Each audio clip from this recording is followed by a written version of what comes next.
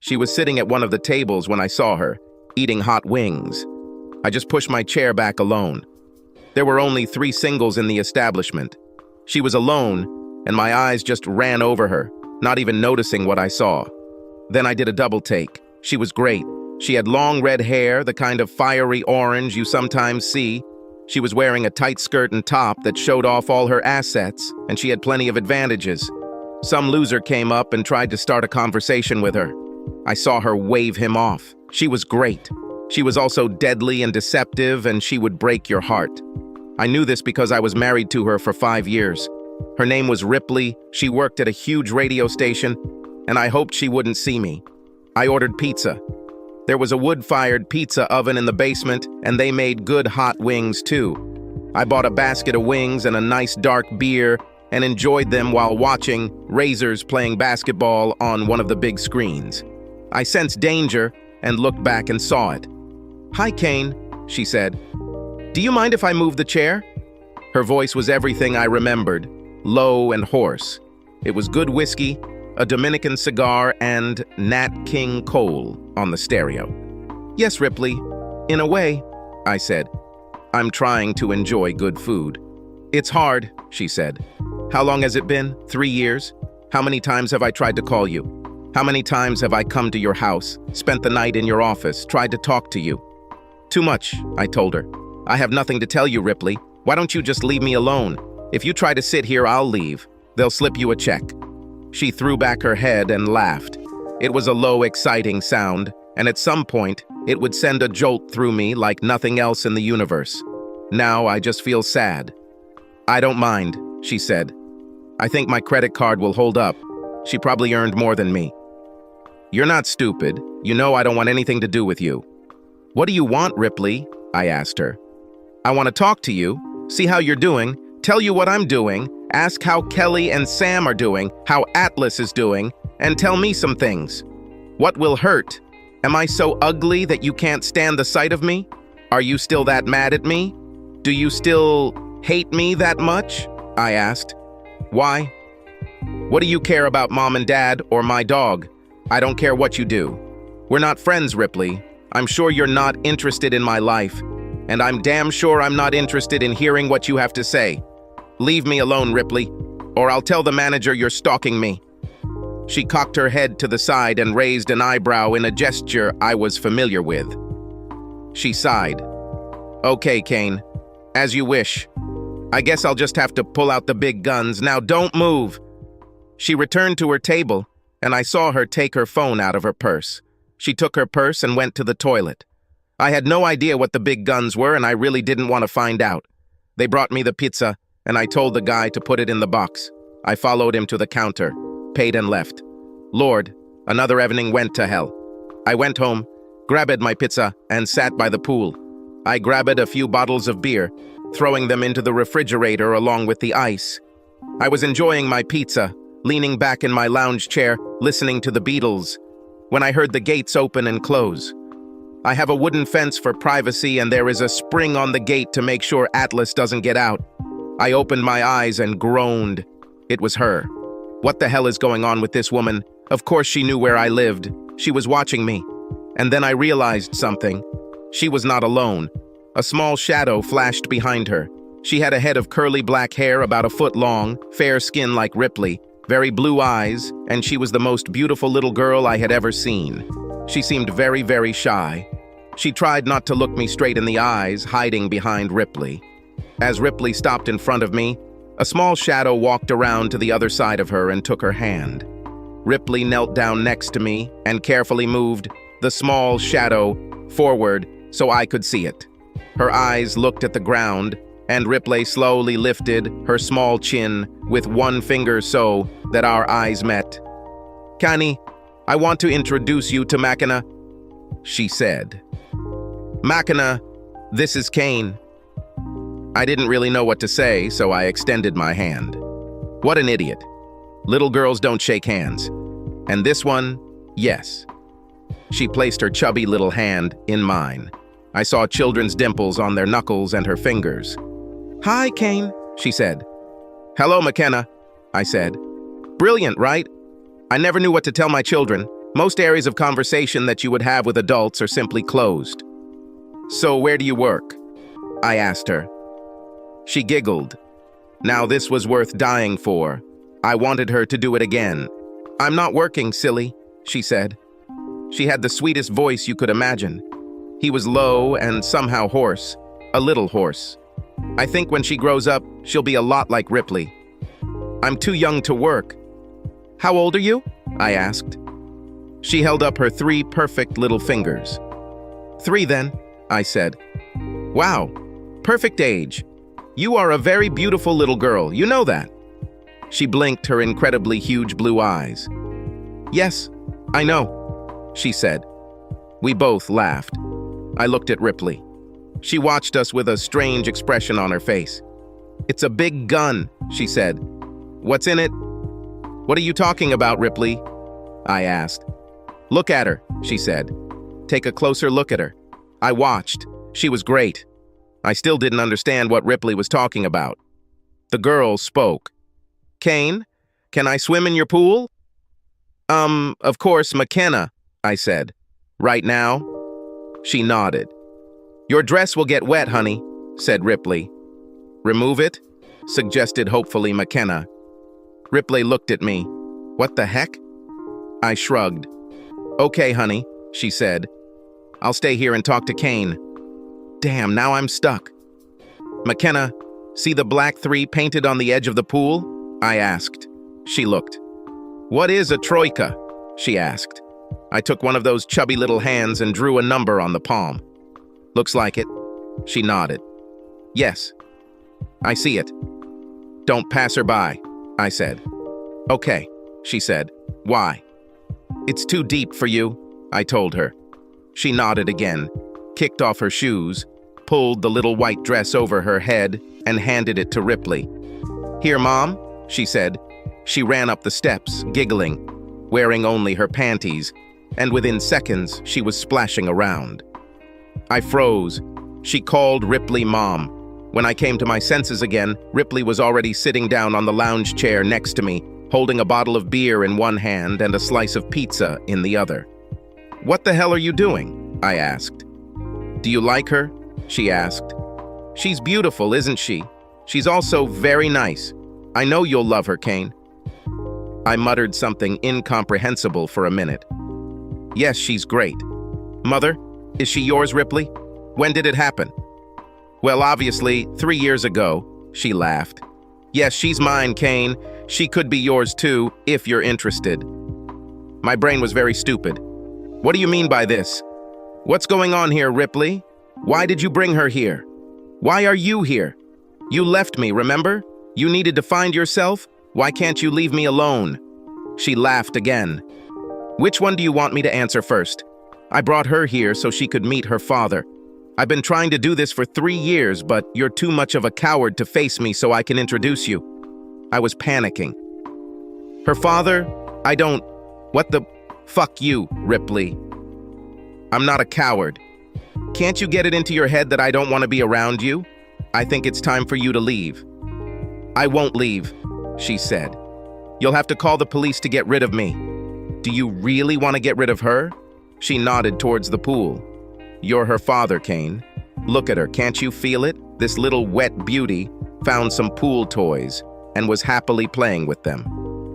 I'd better get her some towels, I said. There was a huge lump in my throat, and I felt myself starting to lose the control that I so desperately needed around Ripley. I got up, went into the house, and grabbed several large fluffy towels. Atlas looked at me sleepily, rose to his feet, and leisurely followed me out. He saw Ripley, and his stump of tail began to wag furiously. Then he noticed McKenna and began to squirm with his whole body. He ran to Ripley and she hugged him. Here comes my mother's big guy, she sang. He licked her face, almost covering her with his huge pink tongue. She looked at me, a drop of drool hanging from her chin, and laughed. Is one of these towels for me? I couldn't help but chuckle. All mastiffs drool. Neapolitans drool more than most. Atlas is a 160-kilo male Neapolitan mastiff. I bought him as a puppy while Ripley and I were still married." "Yes," she cooed. "Mom really loves you. She missed you very much." It ruined my mood. I think I remembered that she was the one who left. If she missed him that much, she knew the cure. McKenna. I saw him and squealed with delight. She splashed up the steps of the pool and I wrapped her in one of the towels. "Is this Atlas?" she asked. "Mom told me about him. Can I pet him?" "Yes, he would like that," I said. She ran up to him and her mother on tiptoe and threw her arms around his neck. He was panting with joy, all his loose, wrinkled skin trembling with effort. She looked at her mother. "I want him, Mom," she said. Ripley looked at me and raised an eyebrow. She wiped McKenna, pulled her dress over her head, and watched as she ran away, throwing a ball for Atlas to chase after her. "I don't believe you," I said. "Yes, I know," she said. "I'll get evidence. I'll do a DNA test. I've never cheated on you, Kane. And you know it." I didn't know it, but it didn't matter. "I need to see this proof," I told her. Her lower lip pouted. It was amazing and made me want to kiss her. "Until she broke your heart." "I thought you would say that. You'll have to cooperate. I'll need a cheek swab. I would have done this a long time ago if you hadn't run away every time I tried to talk to you. I started to lose hope that I would run into you. You hid yourself very well." "Ripley, you left me, remember?" I said. "You weren't happy? That's what you told me. We got married too early, there was a whole life waiting for you, and you wanted to explore it. This is what you said, and this is what you did. You tore my heart out. I loved you with everything I had. It wasn't enough for you. You wanted more. I don't know what the hell you wanted. All I know is that you moved out, went on your merry way, exploring or something. Okay? You have every right to do whatever you want. 3 years have passed already. Why are you here? Don't bullshit me." "Kane, did I divorce you?" she asked. "No, you just left me," I said. "Exactly," she said. "You divorced me, not the other way around." "What did you expect?" I asked. "Not this," she said. "Why do you think I didn't mean what I said, Kane?" "Well, the thing is, I saw you in White Rhino with the big guy," I said. "He has dark hair and blue eyes, doesn't he?" "You bastard," she practically spat it out. "Charles was my colleague, we performed live there, and he is the biggest asshole on the planet. Did you really think that I would ever voluntarily be with him somewhere?" "I thought you were having a good time," I said. "I'm an artist," she growled. This was the same Ripley I remembered.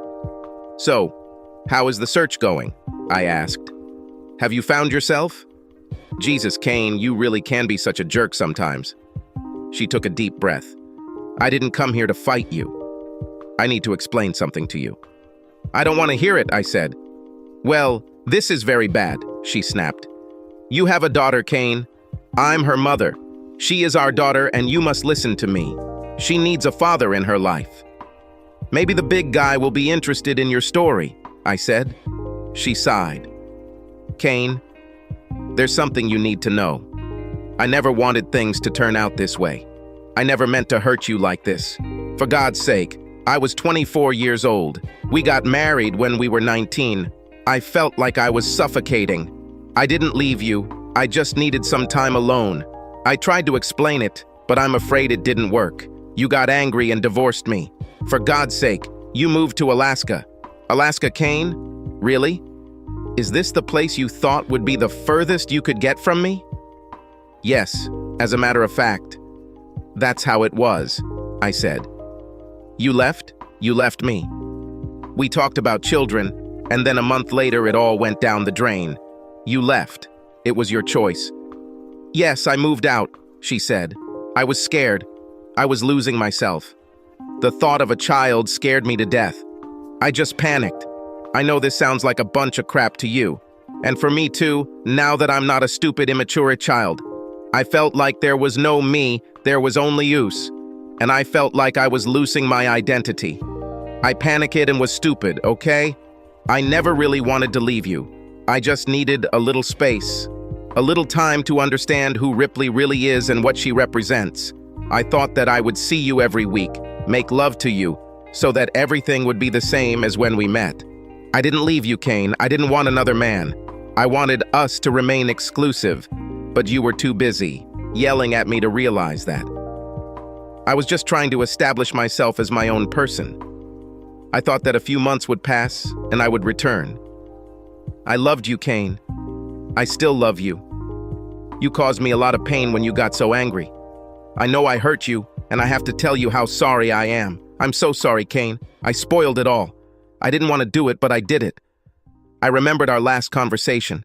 I screamed, furious and frustrated. She told me she was leaving in a week, and my anger, pain, and uncertainty grew throughout the week. When she pulled up with the truck and I realized she was really leaving, it all came out. It wasn't pretty, and that was the last time I spoke to her. Oh, she tried. I just wasn't in any condition to deal with her. I wasn't able to do it that day either. "What do you want from me, Ripley?" I asked. "Is everything okay, Ripley? I don't believe a single word you say. You understand this, right? I think you've found your identity. I don't know what you're playing here, but I think you should leave." She sighed irritably. "I expected all this, Kane. I expected you to feel this way. You never gave me a chance to explain what was going on. You never showed up, avoided me like the plague, and ran away every time I tracked you down. You know the court ordered counseling, right? The problem was that you were in Alaska and we couldn't communicate. Eventually, I just gave in and let it pass. Give me a chance, that's all I ask. Let me come and talk to you. Let us come and talk to you. If not for me, then for her." She nodded toward McKenna as she walked toward us, placing her hand on Atlas's broad back. "What about her, Kane?" I couldn't say anything because she was standing next to me, McKenna. "I love Atlas," she said. "Kane, when you become my dad, can I sometimes stay here and play with him?" Now it wasn't fair. There's no way in hell that would be fair. Things got worse when she climbed onto my lap and placed her curly head on my chest. "Hold me," she said. She curled up as if getting comfortable. I shot a furious look at Ripley, but she just laughed. She knew very well that this little girl was irresistible. "I have a couple of errands to run," she said. "It will only take a couple of hours. It seems McKenna wants to sleep. Can she stay with you?" "No, This magnificent face rose to me, and sleepy blue eyes melted my soul. "Please, Kane. Mom does boring things and I'm very tired." "Okay, let's go into the house," I said. I carried her and she was as light as a feather. Ripley was carrying leftover pizza and a cooler. I sat down on the sofa and McKenna curled up on my lap. "It's cold," she complained. I grabbed the blanket from the back of the sofa and covered her. She squirmed until she was comfortable, and her breathing became slow and deep. I could hear Ripley busy in the kitchen, putting the pizza on plates and then in the refrigerator. She brought me a beer, opened it, and put it on the table where I could reach it. Damn that woman. She stormed into my house and made herself feel at home, like she had every right to be here. And she got away with it because she knew that McKenna had me wrapped around his finger. She looked at us for a long time, and I saw tears appear in her eyes. I didn't expect this. Bright green eyes sparkled as she turned, grabbed her purse, and headed towards the door. "I won't be long," she said over her shoulder. Her voice sounded strange, and I saw her wiping her eyes as she closed the door. I watched sports on TV and drank beer. Occasionally, McKenna sighed quietly in her sleep, and then Ripley was kneeling in front of us and looking at us. I woke up, and McKenna was still sleeping. Ripley noticed that I was awake and reached out, cupping my cheek with her hand. "Take her to the car, Kane." I stood up carefully, trying not to disturb my tired load, and carried her out. Ripley opened the back door of her Escalade, and I carefully seated McKenna on the seat. There was a small pillow on the seat next to her, and I propped her head up with it. I couldn't help it. I kissed her tiny cheek. She sighed and made herself a little more comfortable. I stood up. Ripley stepped closer to me, hugging me, and kissed me on the cheek. "Thank you, Kane," she said. "Can we come over some evening after you finish work? I really need to talk to you. I'll bring the tools to collect material for DNA analysis. I'll bring her. Please." "Friday at 6, I said. I didn't trust myself anymore, so I pushed past her and entered the house without looking back. I stood with my back against the closed door for a minute, then shook my head to clear the cobwebs. It was a hell of a night. For the rest of the week, I was worthless at work. My mind kept replaying the feeling I had while sitting on the couch and holding this little angel in my lap. Visions of an incredibly beautiful and passionate redhead filled my dreams at night, and I woke up exhausted. Something was nagging me. Something Ripley had said. Something I couldn't quite remember but was important. On Thursday, it finally dawned on me. She said something about how if I stayed in town, I'd see my mom drop off McKenna. What the heck? I visited my parents regularly, and they never said a word about Ripley or the little girl. With Ripley, obviously. I made it clear that I didn't want to talk about her. The little girl that could be mine, that they're babysitting, it was a completely different story. That evening, I invited myself to dinner with my parents with 4 famous words: "We need to talk." I was still upset when I got home, but dinner and talking about other things calmed me down enough to listen. Mom said they didn't tell me about McKenna because they didn't want to look like they were pushing me to reunite with Ripley. Well, that was fair enough, and I was pretty furious about not wanting to talk about her. It looks like they were communicating with her. That is, with Ripley, from the very beginning. She told them the same crap she told me about finding herself and seeing if she could do it on her own. It still didn't make sense to me. Her career was completely on its own, and it was going great. Besides, shouldn't married people do things together? I still thought the real reason was that she wanted to try someone else, or more than someone else, before we started having kids. It was the only reason that made any sense to me, and I said so. "I don't think that's the problem," said my mother. "I know what she said is crazy, but I think she was really sincere.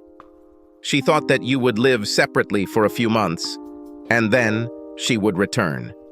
She had every intention of being faithful to you, and as far as we know, she was, until the divorce was final. Are you saying that you bought this lie?" "No, son, we didn't do that," said Dad. "We told her it was the stupidest thing we had ever heard. When she came to us crying because you left, we asked her what she expected after such a stunt. You know, she actually said that she expected you to be upset for a while but calm down and wait for her to return. By the time we finished talking to her, she knew she had royally screwed up, but neither of us knew what to do to fix it. We didn't even know where you were. We didn't have the heart to tell her to leave," Mom said. "We tried to help her come to her senses, but I don't know how successful. Then she told us that she was pregnant. She swore that the child was yours, but we didn't believe her. Still, we tried to help her prepare to become a responsible mother. She's really great, Kane. She went from being an entitled flighty princess who would act on any stupid idea that came into her head to being a responsible adult who could raise a child. Did you know she cut half her radio time and almost all her outside appearances when she was born? McKenna? I did not know that. Kane, I know how much you loved Ripley, so I know how much it hurt you when she left. I don't blame you for what you did," Dad interjected. "Ripley was absolutely selfish and incredibly stupid when she left you, but she's not the same girl anymore. Your mom and I see a lot of good things in her, especially when she's with McKenna. I think it's in your best interest to give her a chance to show you how she's changed. If you don't do it and she decides you'll never do it, she won't be on the market long. I didn't think it was worth pointing out to my parents that Ripley was, by her own admission, an actress. She is good at fooling people. On the other hand, my parents were great judges of people. Stupidity was one thing, lying was another, and they were convinced that she was simply stupid.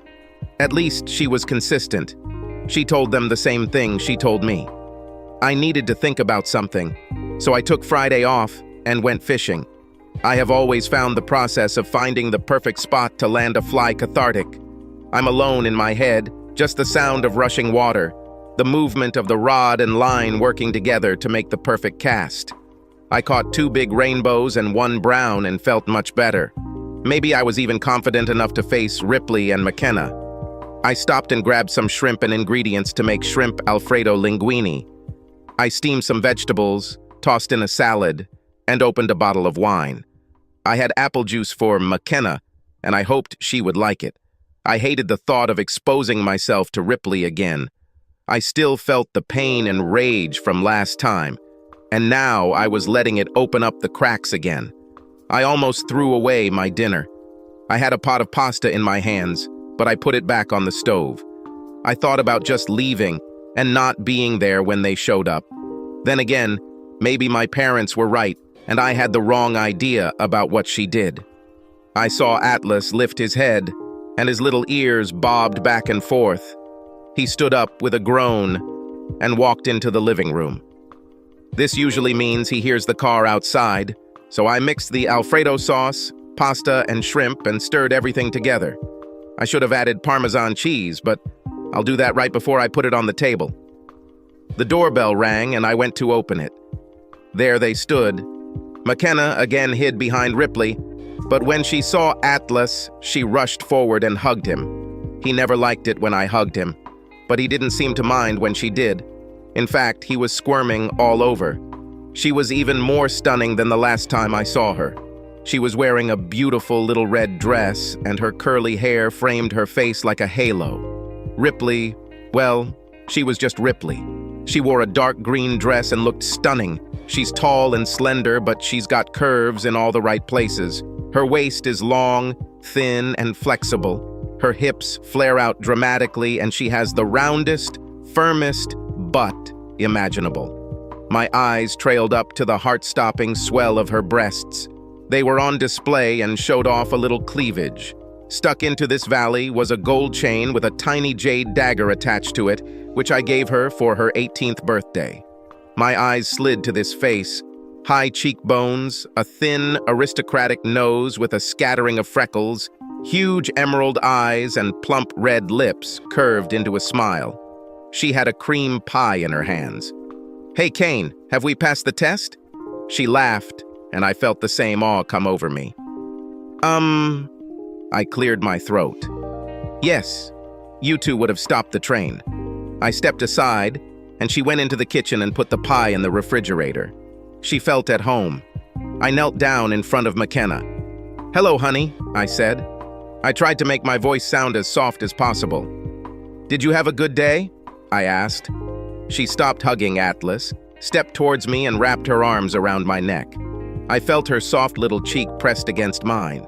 She pulled away and looked into my face. "Hi, Kane," she said. "Yes, I went to kindergarten, and they took us there." "What was it called, Mom?" she shouted to Ripley. "The Science Center," Ripley said, coming back into the living room to see us. "Yes, they took us there," said McKenna. "I like it." "What did you do?" "I went fishing," I said. "Do you like fishing?" "I don't know." She shrugged. "Mom never took me fishing." "Well, we'll have to fix that," I said. "Would you like to go fishing with Atlas and me?" "Yes," she said. "When will we go?" "We'll have to discuss this with your mother," I said. "You are hungry?" "Yes, I'm dying of hunger," she said. "Mom baked a pie." "I saw it," I said. I picked her up and carried her into the dining room. "There's a problem. My chairs were too low. I went to get some pillows so she could sit, and we had a good time." "Is there anything I can do?" asked Ripley. "Pour yourself some wine," I said. "We are ready." I put the cheese in and stirred it until it melted, took it all to the table, and by the time I was done, Ripley had drunk it, and we sat down to dinner. McKenna chatted happily the whole time and seemed to enjoy my culinary efforts and asked for more pasta. She ate everything, even the vegetables, and we all ate a piece of pea. It was chocolate and very tasty. Ripley has acquired some new skills. When we got married, she could only make toast, so I did most of the cooking. After the cake, we went into the living room, and Ripley put on an animated film for McKenna. We sat down on the sofa, and McKenna pressed herself against me on one side, and Ripley kicked off her shoes and tucked her legs under her, as women do. "It was amazing," she said. "You haven't lost your touch in the kitchen yet." "Thank you," I said. "Ripley, I don't want to ruin your mood, but what exactly are you doing?" I throw my hat back into the ring, she said. I've been trying to explain myself to you for a long time. I came to sit and talk with you 3 days after I moved out. You were not there. You disappeared. When I found out that you were back, I tried to talk to you. I didn't know your phone number, so I couldn't call you. You blocked me, so I couldn't write to you. I must have sat outside your office 100 times when I found out where you worked. I don't know how you managed it, but you never came out. I asked the guard to tell me when you were there, I said. I left through another door. She smiled sadly. I thought it was probably something like that. I came here and parked on the street.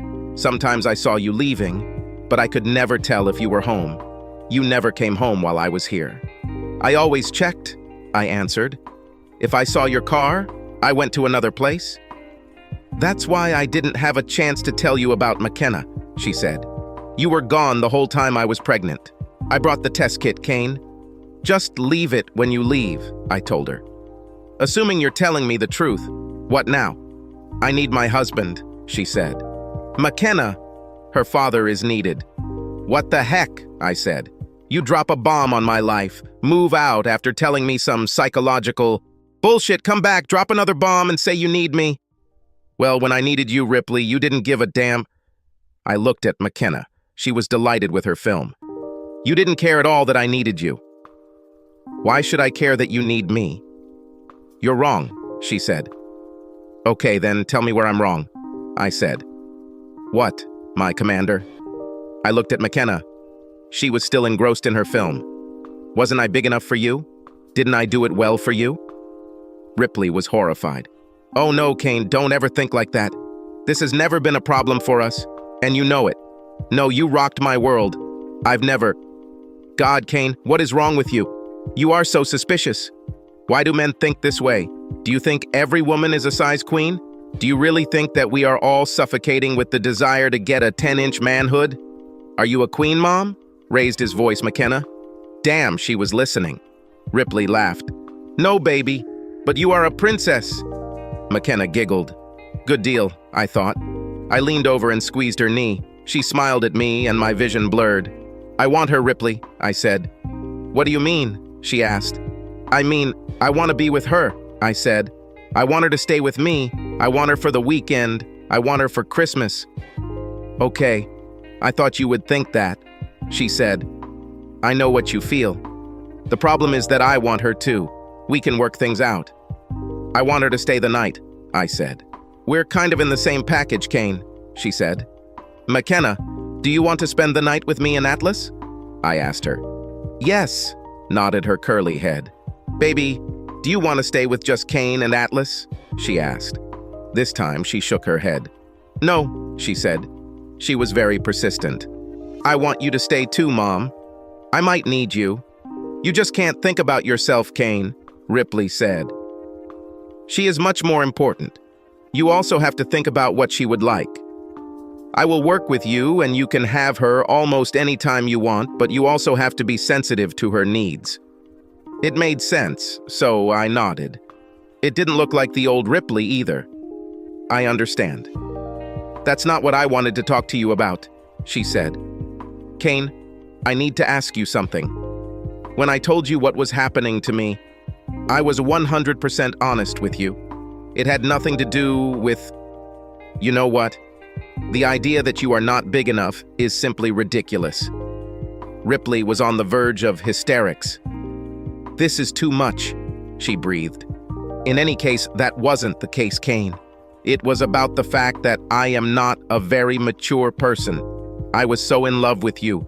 I am still like that now. I felt like I was being swallowed up, and there would be nothing left of me, and it scared the hell out of me. I panicked and did something stupid. I thought I needed to get away from you for a while. I never wanted this to be forever. I thought we'd meet a couple times a week, and She looked at McKenna and giggled. I would knock you off your feet.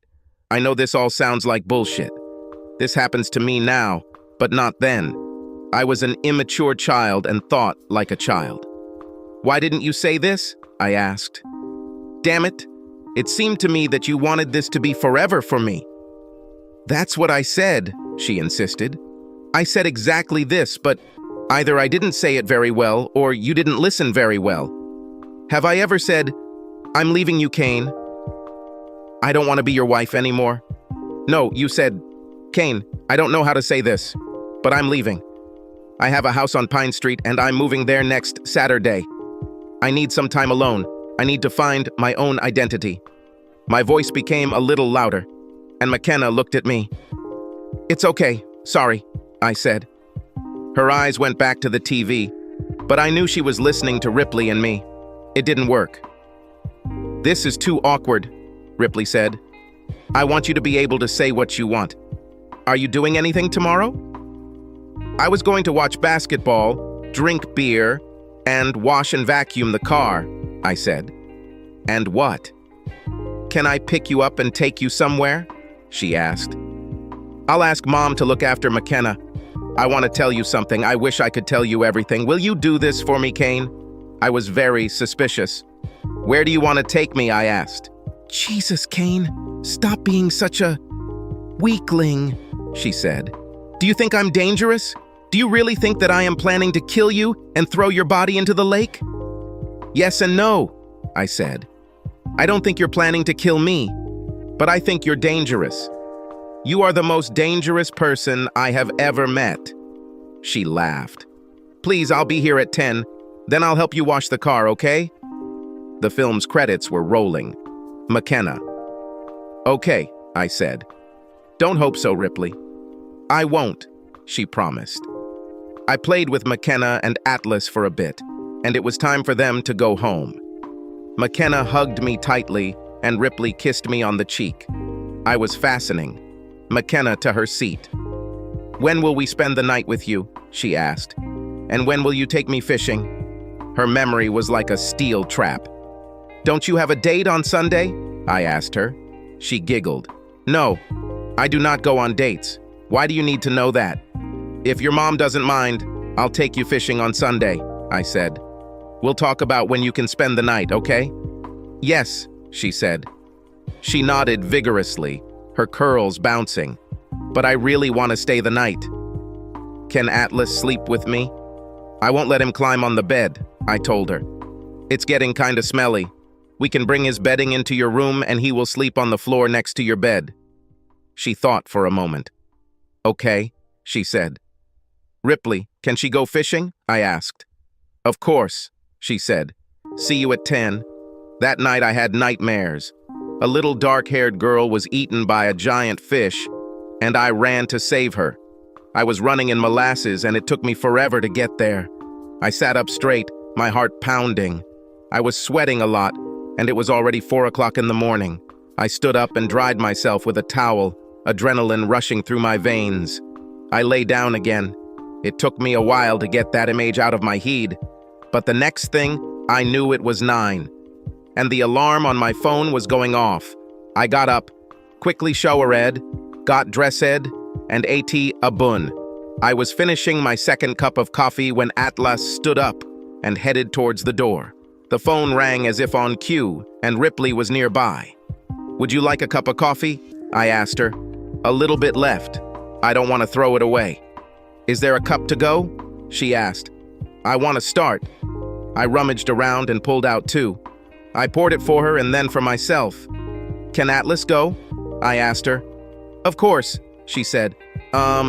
Could you get him a blanket or something?" "If you don't do this, we'll have to remove 2 cars." I grabbed the old blanket I had used in the car, and we followed her out. She was wearing khaki shorts and a green shirt, with the ends tied up and her belly button showing. There was a small diamond pin in it. This was something new. She filled out those shorts perfectly, and I could tell by the way she was bouncing that she wasn't wearing a bra. She caught my eye and gave me an evil grin. The only thing that we have always had in common is our love for cars. She wasn't driving the Escalade that day. It must have been her daily car. I was amazed. It was silver, and I saw that it was a Mercedes. "What is this?" I asked. "This is a 2003 coupe," she said. "Twin turbines, Kane. 830 pounds torque." "Can I drive?" I asked. She laughed. "Hell no. When you let me drive the 442, I'll let you drive this one." "Okay, let's see," I said. She cocked her head to the side and raised an eyebrow. Exactly, like I really trust you. You never let me drive it. I'll let you drive and you'll refuse. I know you. She opened the door and spread a blanket on the back seat. She stepped back, and Atlas slowly climbed inside. He was already breathing heavily, and 2 white threads hung from his cheeks. She wiped them with the corner of the blanket. She started it and turned the air conditioning on full blast. It does not matter. He always breathed heavily in the car. We drove for about 30 minutes, and I knew where we were going. Hey, are you really going to kill me and throw my body in the lake? I asked. Atlas will bite you if you hurt me. No, the puppy will never bite its mother, she cooed. He gasped happily. It was cold in the car. I felt frost forming on my mustache. I looked at Ripley, and her breasts were trying to tear holes in her shirt. She saw my gaze. She looked down and giggled. It's a little cold, isn't it? You wanted to take him with you. I didn't mind looking at those little buttons at all, but I wasn't going to let her know. I just chuckled and turned away. I looked again a minute later when I thought she wasn't looking. We pulled up to the dock. She parked and opened the trunk. I went out and released Atlas. I flicked his leash. Most people get a little scared when they see a 160-pound beast coming towards them unless it's on a leash. Ripley took a large basket and a refrigerator out of the trunk.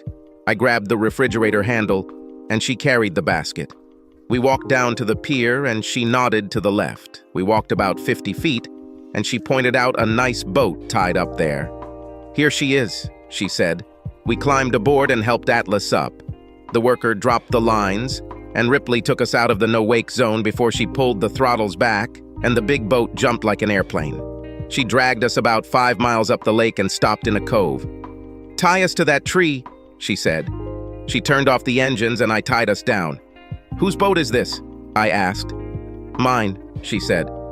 "I've had her for 6 months now." "You're doing pretty well, aren't you?" I said. "I signed a pretty big contract," she said. "This is my signing bonus." "Jesus, Ripley, you run around with the big boys," I said. "Would you like a beer?" she asked. I took one and we went up to the front deck. We sat facing each other on the pillows, and I knew that the heavy blows were about to begin. "Okay, I'll tell you this," she said. "You may not like it, but if you just listen to me, I'll listen to you, okay?" "You want me to just sit here?" I asked. "No, I would like it, but I don't expect it," she said. She leaned back on the pillow and stretched out her incredibly long legs. "Kane, I love you," she said. "I've loved you since our first date. I've never stopped, and I don't think I ever will. You are the only man I have ever loved. You are the only one for me.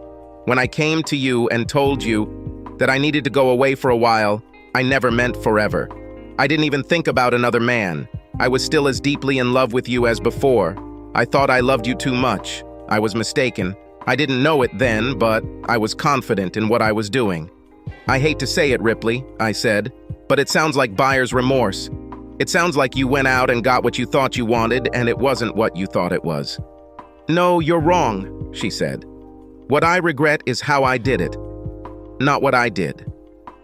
I've grown up, Kane. I was a stupid, inexperienced girl. Now I'm a woman. I did what I had to do, and if you hadn't run away, it would have been a lot easier for both of us. I'm not sure it was bad." "You're not sure it was bad?" "It was damn bad for me, I can tell you that.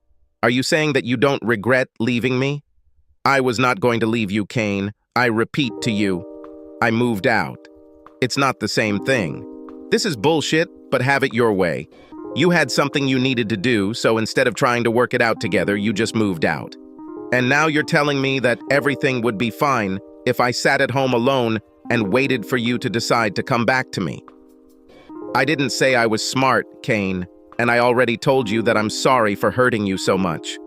However, I don't regret it, because while I was away, I grew up. When I found out I was pregnant, I had to grow up in a hurry." "When did you find out?" I asked. "Not right away," she answered. "I really didn't think about the missed period. The first thing I noticed was nausea in the morning.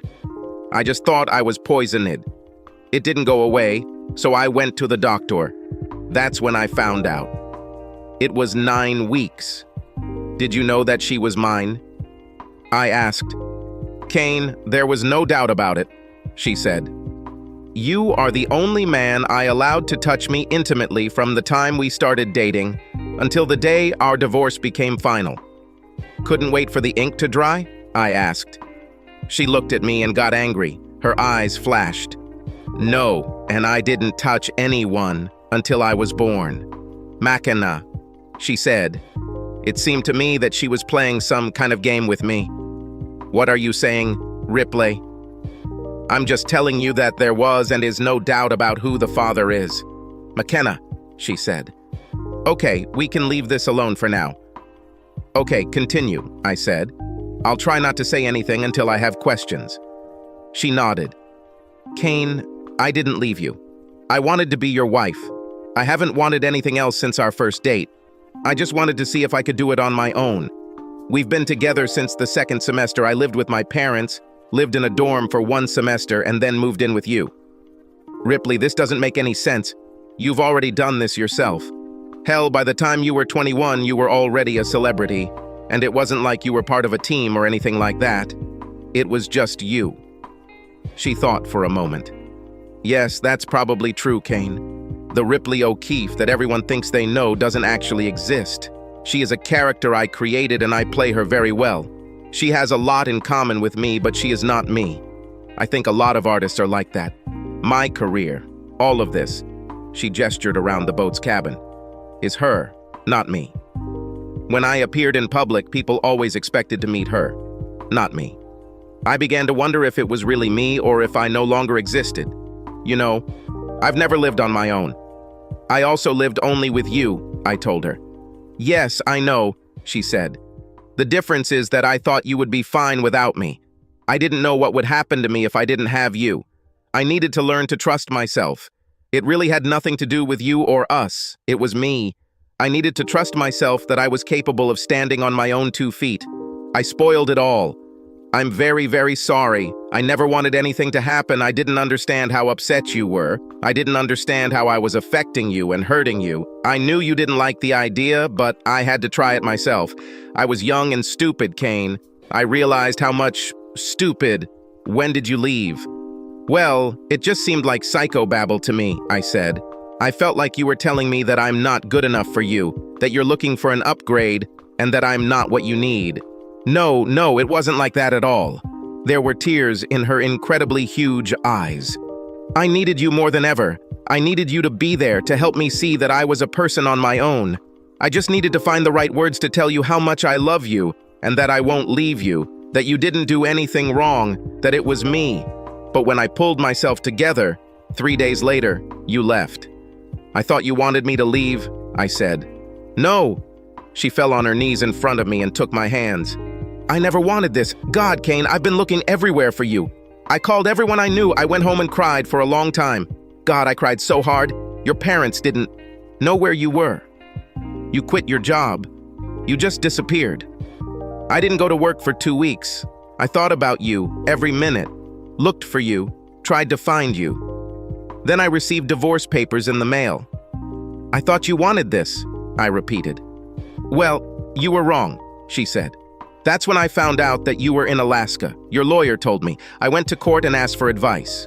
The judge agreed, but there was no way to bring you here. I could explain everything. And then I found out that I was pregnant. How could this happen? I asked. I fell into pieces, she said. I wondered how this could happen. For God's sake, I took the pills. You were the only man who ever made love to me. I knew it was our child, but I ruined everything so much that I didn't know what to do.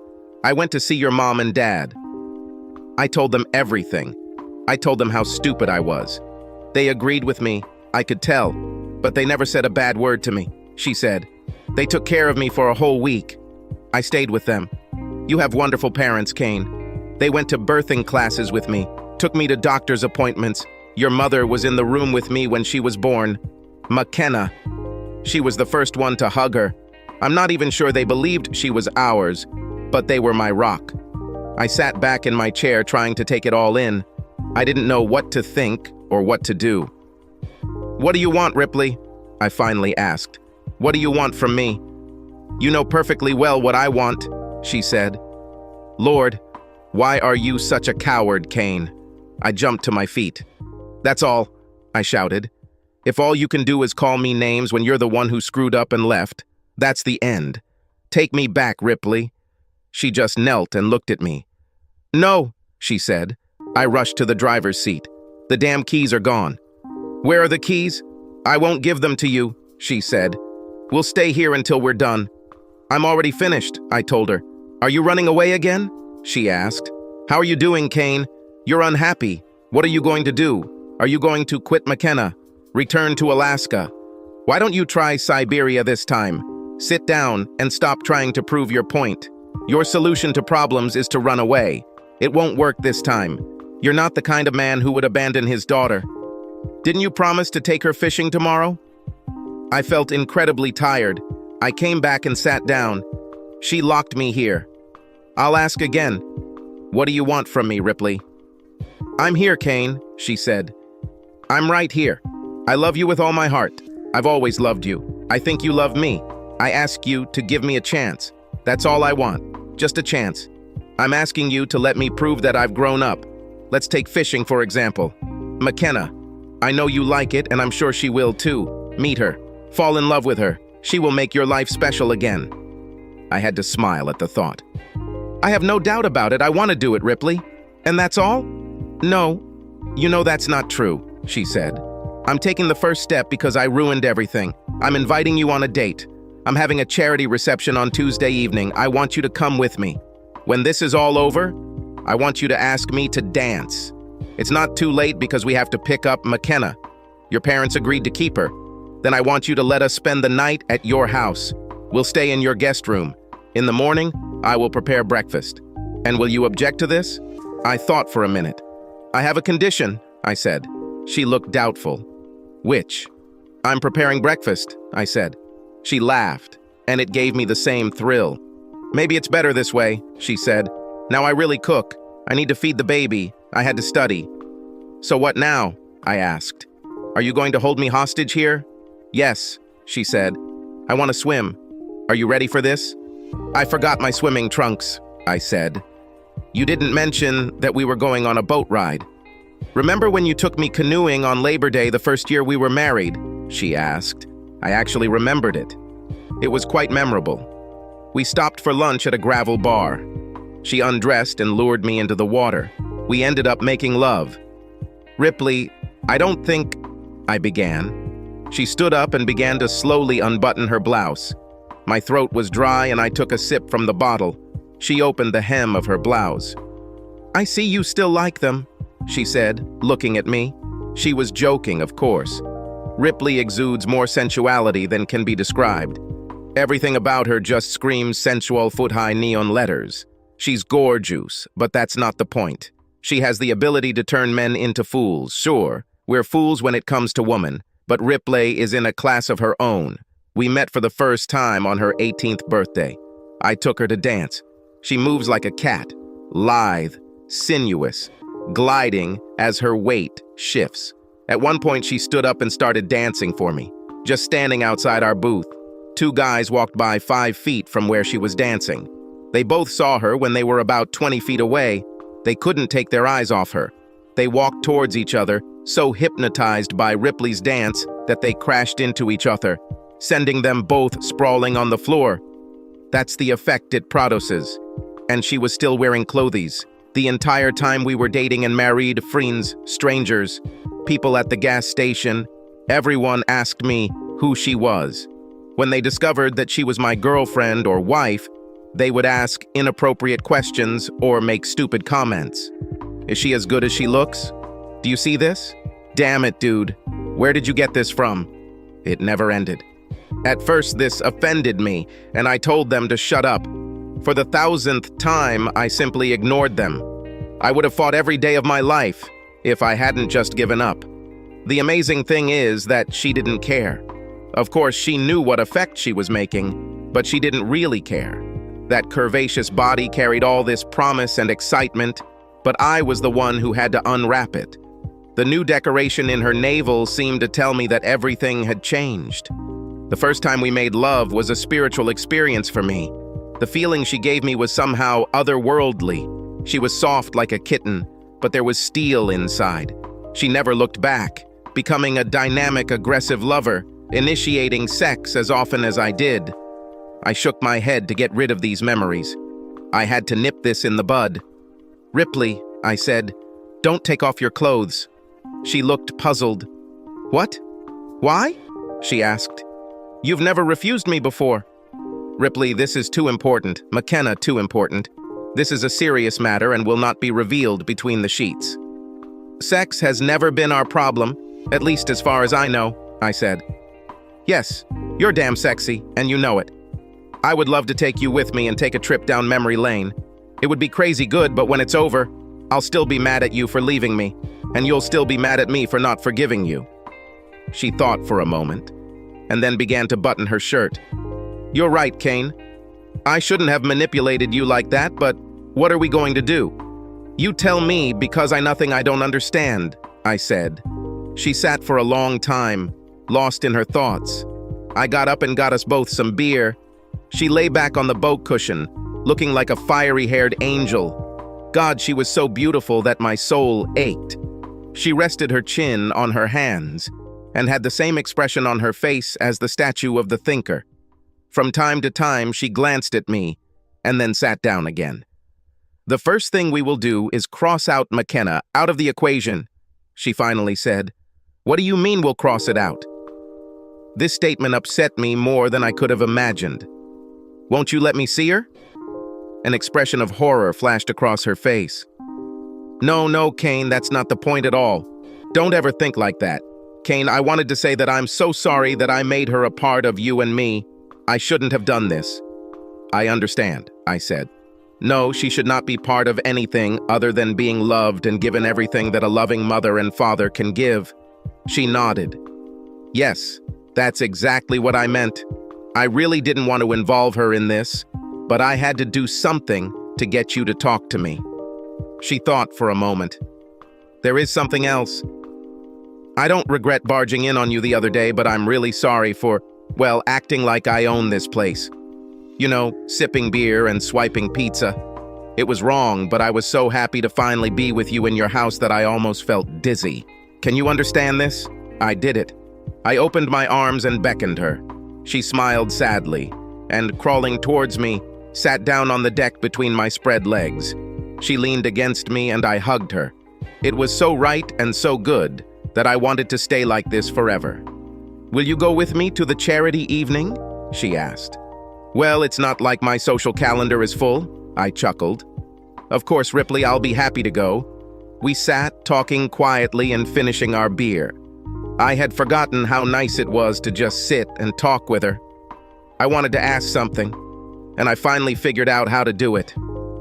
"Ripley, do you know how every fall Lucy tells Charlie Brown to run up and kick the ball while she holds it for him?" She laughed and interrupted me. "And every year she pulls him out and he lands on his butt?" "Yes. And next year she tells him why everything will be different from last year? And then it's like that?" We laughed, and then she looked at me seriously. "You're asking yourself if you can trust me not to take your ball away again, right?" "Yes, Ripley, but it's a little more important than a soccer ball."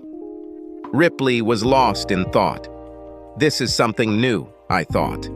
The Ripley I remembered would have said the first thing that came into her head and tried to correct it later. Finally, she spoke. "Am I really going to leave you again for some stupid reason?"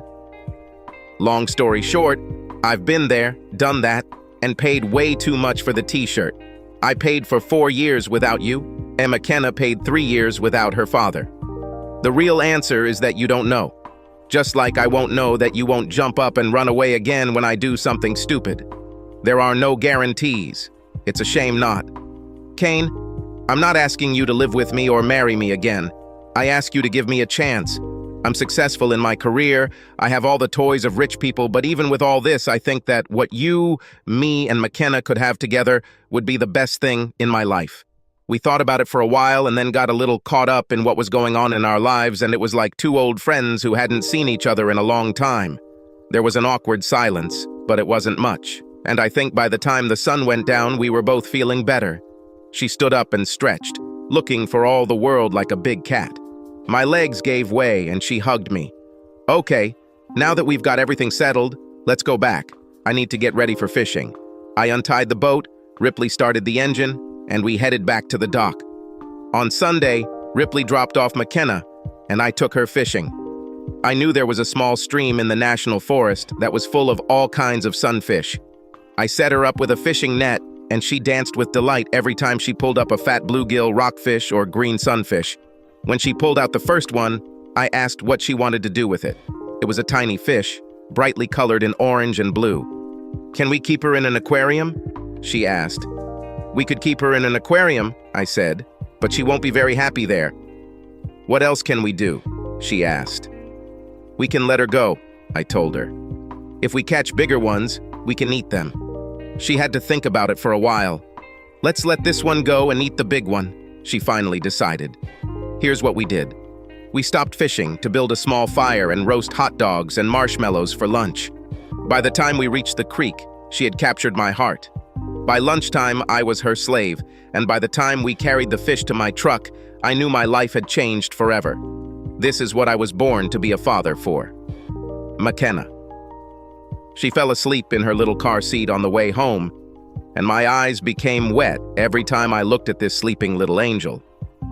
When we returned, Atlas was all over us. I don't know if it was us or the fishy smell that interested him more. McKenna played with Atlas. I cleaned the fish, steamed the vegetables, and fried the fish. At first, McKenna, I was a little doubtful about fish, but then I became interested in the idea of eating food that I caught myself, tried, and really enjoyed. Sure, she probably enjoyed the ice cream we had for dessert more, but damn, she was only 3. Ripley packed a small bag for her so she could stay the night, but she asked if her mom could stay too. There was no way I could say no to this little cherub, so I called Ripley and invited her to spend the night. Before she had any hope, I made it clear to her that she would be sleeping with McKenna, not with me. At breakfast, she reminded me about accompanying her to the charity event, and I told her I had already made a commitment. On Tuesday, I took her arm and immediately felt all my resistance to her melt away. She was stunning. Her red hair was tied at the back of her head with a single ribbon and flowed freely down her bare back. Her dress was a simple halter style with a deep V neckline that showed off her generous cleavage. I swear that if the cutout in the back went a little lower, you would see the sexy secrets underneath. The skirt was modest, knee-length, loose and flowing. By the time I returned after checking our coats, she was already flitting from one group to another. I might as well have been invisible, although my presence seemed to make a difference. I felt like a forgotten person. She came and asked me to my first dance, and my spirit soared with this vision in my hands. When we returned to our table, she was immediately asked to dance again. For the rest of the evening, I only caught glimpses of her from afar, courting potential donors and chatting with the social elite. Every minute I felt more frustrated and powerless. Finally, I had enough. I walked over to where she was chatting with another potential donor, took her by the elbow, and led her to a corner where we could be relatively private. "What the hell are you doing, Kane?" "You embarrassed me there," she whispered angrily. This was a major donor I was talking to. "What am I, chopped liver? You yourself wanted me to be here? I didn't even want to come, and now I regret it. We can't have this conversation here," she said. "Come with me." She dragged me through a side door into a small park. "What's wrong with you, Kane? You behave childish." "So what if I'm like this? You're the one who wants me back. You're the one who got me into this stupidity. I thought my feelings would be more important." "Lord, what an egoist you are. I'm trying to help raise money for sick children, and you're sulking because I'm not holding your hand tightly enough." "Yes, of course. It's always about you. First, you had to find yourself, and now you have to save the children. What will happen next time? Save the puppies?" She sighed. "Kane, you're not some redneck. You know how it goes. My job is to make all these people with a lot of money feel good about themselves and about the children's hospital so that they give more money. You know all this. I'm trying to be as efficient as possible so we can get out of here and go dancing, and you're still sulking about what happened 4 years ago. Why don't you grow up already? It ruined everything. I didn't even go back for my coat. I just turned and walked to my car to drive home, ignoring her screams for me to wait. Less than an hour later, I heard a taxi pull up and she knocked on my door. "Kane, open up. You forgot your coat." Damn, looks like I'll have to let her in. Before I could open the door, she flew in like a natural disaster and threw my coat onto the nearest chair. "What an ass you are," she said. "Do you have any idea how awkward it was for me to try to come up with some lame excuse for why I left so suddenly? I'm sure they'll forget about it by the next fundraiser." "Grr, you're just hopeless," she said. "Come on, you have to take me home." I grabbed the keys and drove her home in stony silence. When we arrived at her house, I asked, "If I'm so bad, why are you trying so hard to get me back? Why don't you just leave me alone?" She didn't answer when she got out of the car, but then she turned and leaned toward the car. "Because I love you, idiot," she said, slamming the door and rushing into the house. I just sat there stunned for a few minutes before heading home, shaking my head. I mean, who says I love you, moron? There was no point in her taking a taxi to my house just to call me an asshole. I thought about what she said. Maybe she was really trying to be efficient. If I had tagged along, she would have had to introduce me to the people she was chatting with. It would take time, and it would be inconvenient too. The more I thought about it, the more I thought she might be right. I acted like a complete idiot. I really should call her and apologize. The next morning I was about to call her, but I suddenly found that I didn't know what to say. I'm just not used to apologizing. I mean, I could just say, "Hey, he's a jerk," which might make her laugh, but what should I say after that? The worst part was that Ripley had apologized to me several times over the past week. It was as if she knew how to do it, and I didn't. This made me even more nervous, so I hesitated and didn't call. It didn't help that they published a list in the newspaper of the Children's Hospital's top donors, and at the top of the list was Miss Ripley O'Keefe. We didn't speak until Friday morning to set up a second visit, McKenna. This time, Ripley did not stay overnight. McKenna. I was excited and I was nervous. Ripley dropped off McKenna, who immediately ran to look for Atlas. "Here are the DNA results, Kane," she said. "As you can see, the probability that you are the father is 99.9%. I glanced at them briefly. I already knew. I felt a connection between us. I needed to say something more important. I knew I might be wrong, but I had to try. "Ripley, about Tuesday evening." I saw how her face hardened, but I stubbornly looked at the floor. Well, you were right. I acted like a complete idiot. I'm sorry. I hope I didn't spoil things too much. I stood and looked at the floor. Ripley was waiting for me. When I finally raised my eyes to look at her, she had such a warm gaze and a gentle smile. I almost melted. "Thank you, Kane. I appreciate it." She reached out and stroked my cheek. "Partly it was my fault. I should have told you in advance what awaited you. I guess I'm still not explaining it to you very well. I'll work on it." We agreed that I would drop off McKenna, and Ripley left. As soon as I managed to tear off McKenna from Atlas, I washed her and asked what she wanted for dinner. Stupid question. "Pizza?" I still don't know why, but I took her into town to a pizza place. I hadn't been paying much attention to our order, so when I turned to leave, I was stunned to see Ripley deep in conversation with some strange guy who had both of her hands in his. I was ready to explode, but McKenna felt something was wrong and pulled my hand with a worried expression on her face. "What happened, Kane?" she asked. I quickly calmed down and led her to my car. She was still upset, and it took me a few minutes to calm her down. Luckily, she didn't ask me again why I was upset, and she and Ripley never saw each other. But I was still seething inside. She had almost convinced me that she really wanted to get back together, and here she was, with another guy, almost at the first opportunity. We returned home and ate our pizza. McKenna had almost finished hers, and I had to make sure she didn't give Atlas too much. We were both tired and went to bed early. Although I didn't go to bed, I was still so wound up from what I had seen, and was about to tell Ripley to just forget about everything when I heard the shuffling of little feet. "Kane," she said, Kane, I can't sleep. Can I sleep with you?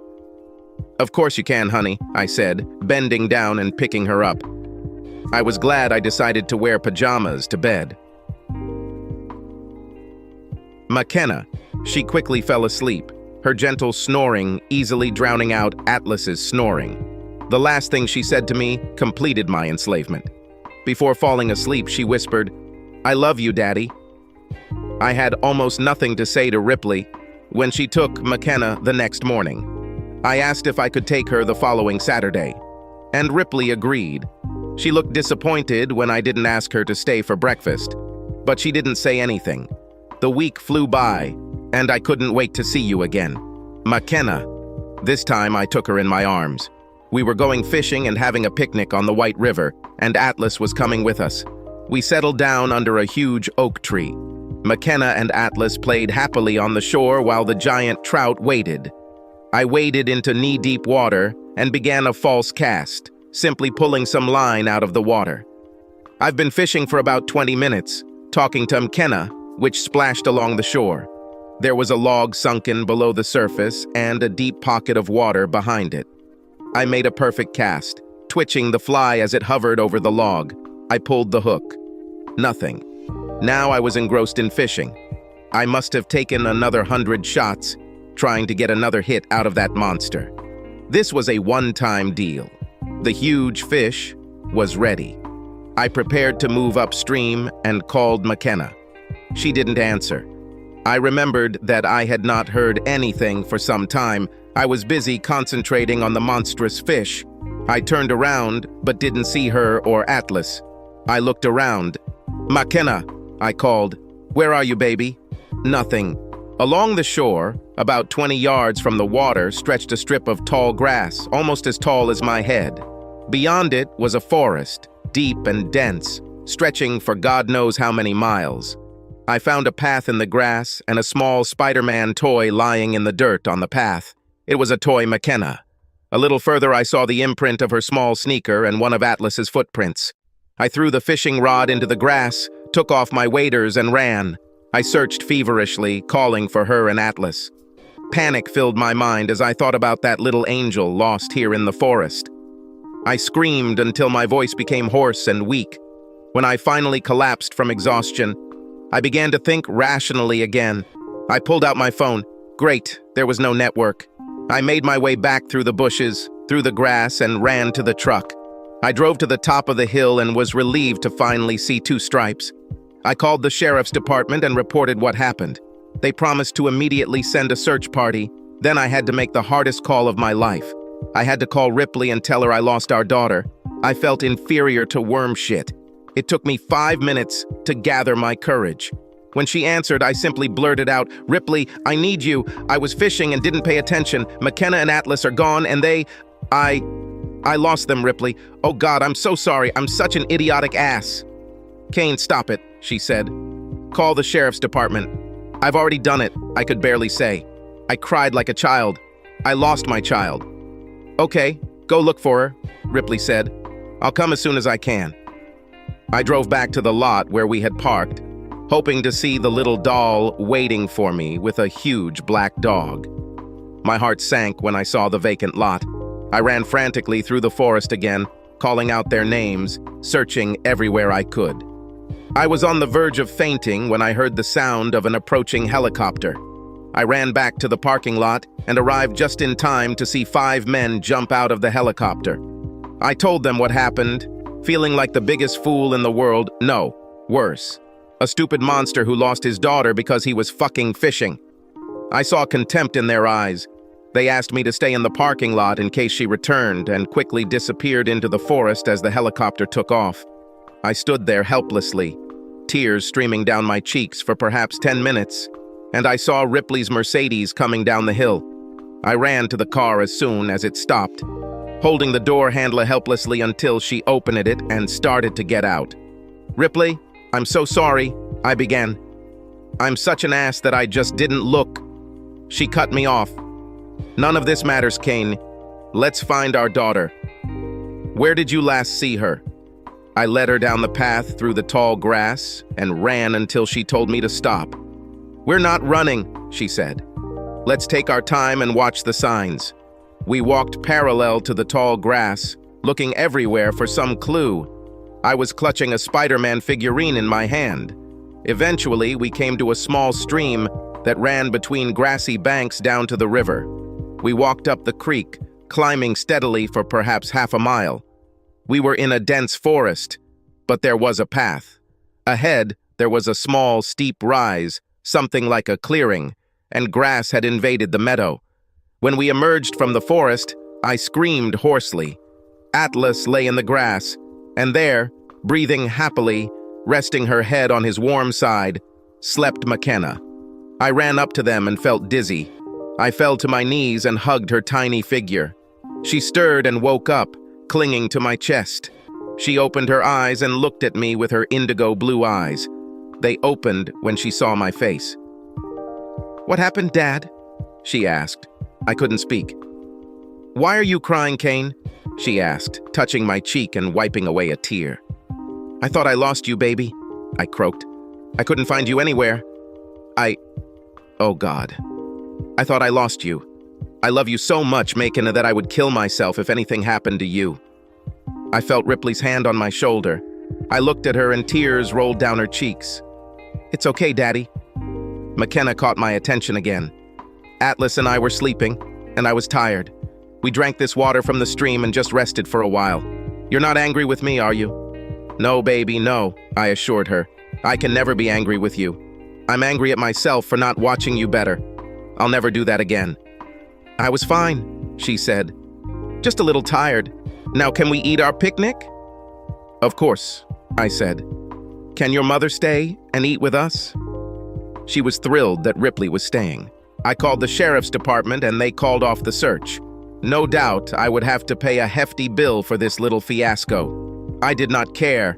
I would give everything I had to get it back, McKenna safe and sound. I carried McKenna to our oak tree, and by the time we got there, she was already asleep. I sat down with my back against the tree, just holding her, not wanting to let go.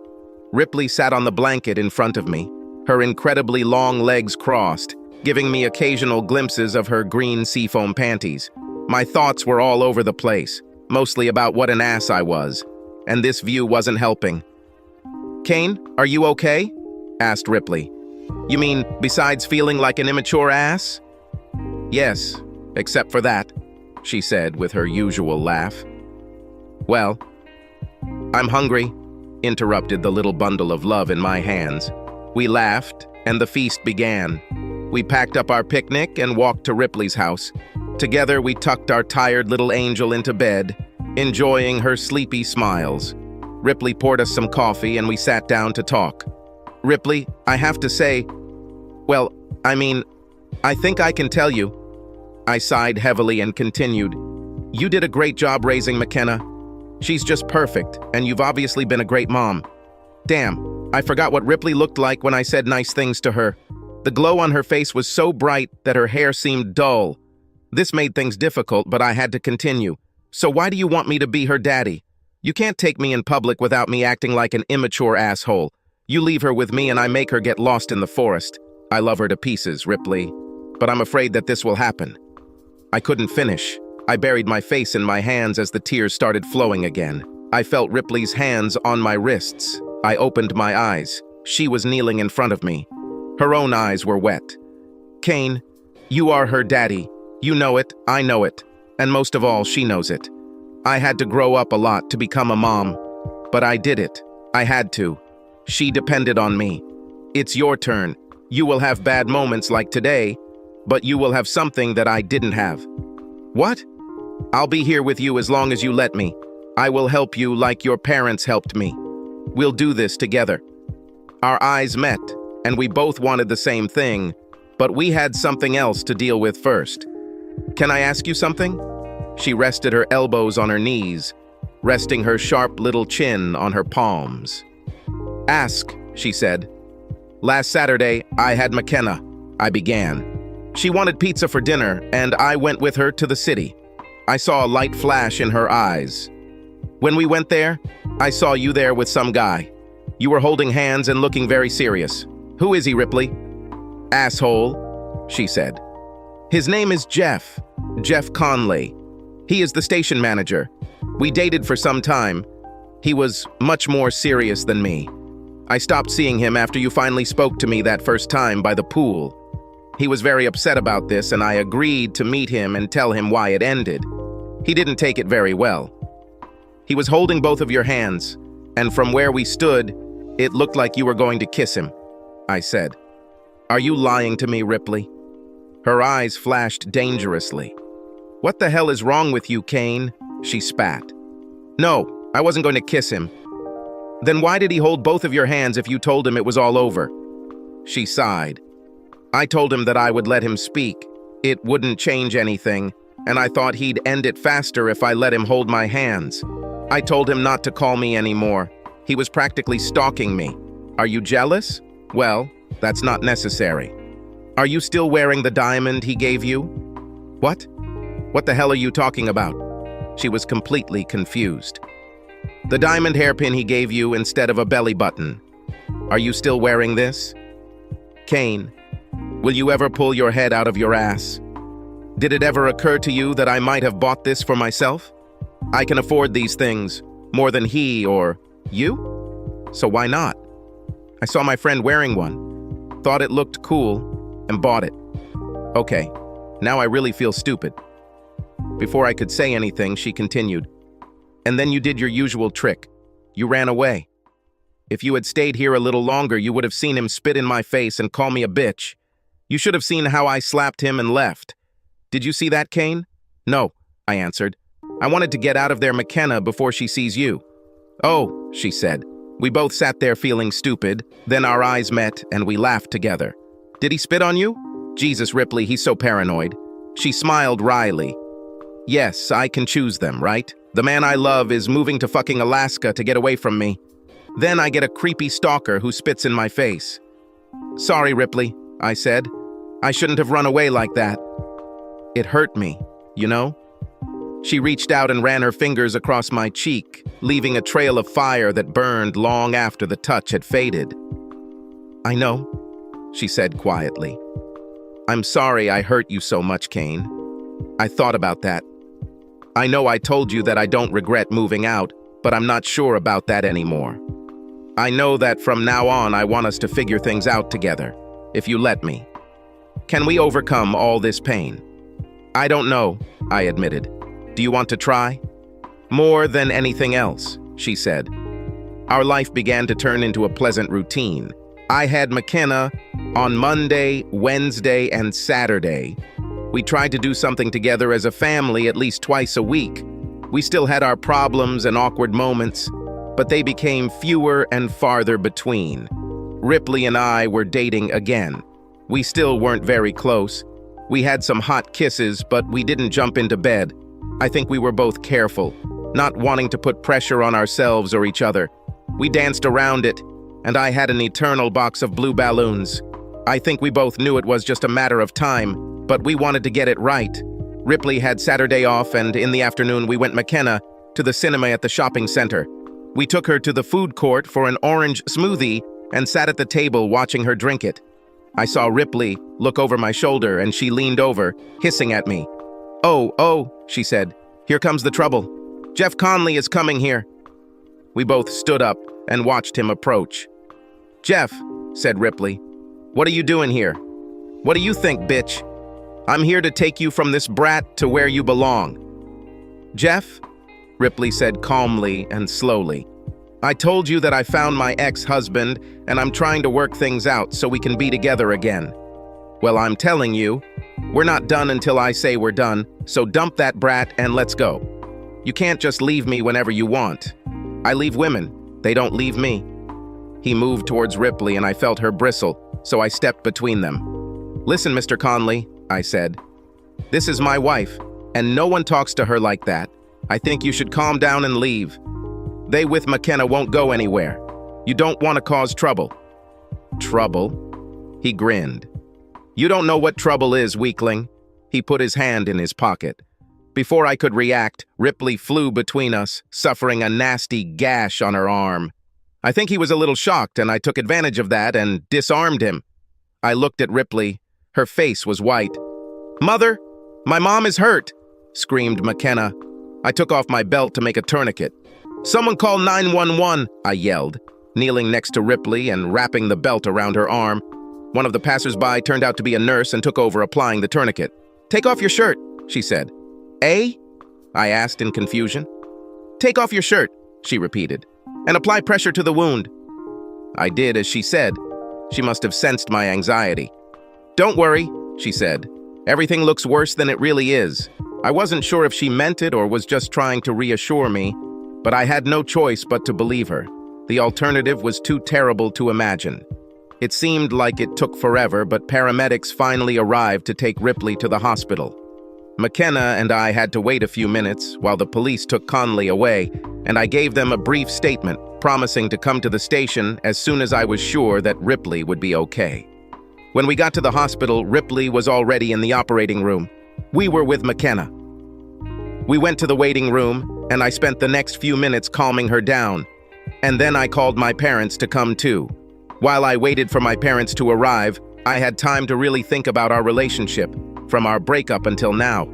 I couldn't imagine Ripley leaving me to find herself by throwing herself in front of a madman. Has she really changed that much? I really hoped so. I wanted Ripley, and McKenna were in my life. Will this mean remarrying Ripley? That was a question for another day. My parents and Ripley's parents arrived around the same time. Fortunately, I had the opportunity to clean myself up, and the hospital gave me a gown. McKenna ran straight to my grandparents, and they took turns holding her on the other side of the room while I told them what happened. The doctor came out with good news. Although the wound was deep and Ripley had lost a lot of blood, it was otherwise not serious, and she was expected to make a full recovery. She was still unconscious while recovering, but would soon be able to have a limited number of visitors. McKenna. I wanted to go to my mother, but she was very tired.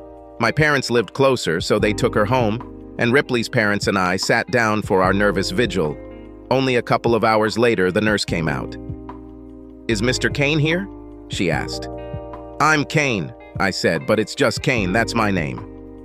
"Well, Kane, Miss O'Keefe woke up and is asking for you." I stood up to follow the nurse. When her parents stood up, the nurse said, "Only him." Her parents weren't happy, but they complied with Ripley's wishes. When I looked into the room, she looked completely exhausted. But when I entered, she immediately perked up. "Oh, Kane," she said. "I'm so glad you're okay. I was so worried about you." "Were you worried about me?" I asked, stunned. "You took this blow on your hand for me. I was afraid that I would lose you again." "Kane, the only way to lose me is to run away again." "Ripley, I will never run away from you again. I still love you. I have always loved you and never stopped loving you. I tried to stop so the pain would go away, but nothing happened. Now I love you more than ever. All I want is for you and McKenna were in my life. Kane, I hope now you understand that I have always loved you. I wasn't always smart or acted like an adult, but I always loved you. All I ever wanted was a second chance to show you how much I love you. I will never love anyone again, and I will never leave you." I leaned over and kissed her tenderly. "McKenna went home with my parents, but yours are here, and I know they will be glad to see you. I'll send them, then I'll rest a little, and I'll bring them in the morning, McKenna and my parents." "Okay, Kane, just promise me you'll come back." I kissed her again, a little harder this time. "You can count on it, baby," I said with a wink. I went back to the waiting room to break the news to her parents. I called my parents and then went home to clean up and get some rest. I got up early, had a quick snack, and went to my parents for McKenna. My parents followed us to the hospital, and we had a good time with Ripley. The look of pure joy on her face when she saw McKenna made me wince. This little cherub ran across the room and rushed at his mother. "Mom, I was so scared," she said. McKenna. "Sorry, baby," Ripley said. "Mom didn't mean to scare you. It's okay. Grandma and Grandpa made me feel better." "Thank you," Ripley mouthed to my parents. Ripley was going to stay in the hospital another day, so I excused myself to take care of some things. I went down to the police station, but it was just a formality. Between the security cameras of the shopping center and all the witnesses, Conley was doomed, and he was leaving for a long time. I met with her parents to make arrangements and then returned to spend the day with Ripley, McKenna, and a constant flow of visitors. As we drove to the hospital the next day to pick up Ripley, I turned to McKenna. "Remember, baby, it's a big secret, okay?" I made a motion to zip up my lips, and McKenna giggled and copied me. The nurses brought Ripley in her wheelchair to the car, and while I helped her into the car, McKenna couldn't seem to stop giggling. "Okay, you two," said Ripley. "What are you up to?" McKenna just giggled, and I smiled like a sphinx. I told Ripley that she would stay with me while I recovered, so she wasn't surprised when we pulled up next to me. When we arrived at my door, McKenna said, "Mom, close your eyes." As soon as I opened the door, McKenna told her to open her eyes. Ripley gasped and couldn't help it when she saw our parents standing in front of a large homemade sign, "Welcome home." Ripley looked around and saw a lot of her things scattered around the living room, and handprints McKenna on the sign. She hugged her parents, then mine, and I saw my mother whisper with tears in her eyes, "Welcome home." I cooked some hamburgers and hot dogs on the grill, and after we ate, our parents congratulated us on getting back together and left. McKenna felt sleepy, and we put her to bed, and since it was a special occasion, we put Atlas on her bed. We sat in the dark living room, sipping wine, alone in our thoughts. Ripley pressed herself against my shoulder. "Tell me the truth, Ripley," I asked. "Did you ever really think we'd go back to this?" "Honestly, probably. In my wildest dreams, I did just that." "But is it real?" I nodded. "Really, I was just hoping that we could be friends, that we could get along well enough to become parents." "McKenna, everything else is just icing on the cake." I lowered my hand next to the sofa. "Well," I said, "I don't have frosting, but I do have a can of whipped cream." I raised my hand, sprayed it on her nose and licked it, then chased her into the bedroom. She must have still been weak because I caught her at the door. I picked her up and carried her the rest of the way. We kissed. I tried not to hurt her hand. I set her on her feet at the end of the bed, and she slid into my arms. I pulled her close to me, and her arms wrapped around my neck. We made love. "There is no more Ripley, only Zool," she said in a low, demonic voice. "Roar." I stood there for a second while she looked at me, and then we both burst into hysterical laughter. I ran up and pounced on her. She winced, and I immediately repented. "Sorry, baby, did I hurt your hand?" "Yes, but not much," she said. I pressed my nose to hers. I looked deep into her eyes, and we both burst out laughing again. God, how I missed this woman, this ridiculous, funny, brilliant, and beautiful woman. "Relax, beauty," I told her when I could speak again. "I'm going to make your day better." "You've already done it," she said. "I'm home, Kane." Marley crawled across the floor as fast as she could as an 11-month girl. "Yes, we have a love for M-names for girls." Atlas rolled his eyes and saw her approaching. He snorted slightly, but didn't move anything except his eyes. She crawled over and placed both hands on his stomach. One of his legs rose and waved weakly in the air, trying not to throw it off balance. She slowly rose, using him as support, until she stood. Then she swayed unsteadily and plopped down onto her diaper with a slight squeal. McKenna giggled, clinging to me. We read a book. "She's stupid, Daddy." She looked at me with her incredibly huge blue eyes. "Yes, it's her," I said. The door opened, and Ripley stood there, illuminated by the setting sun.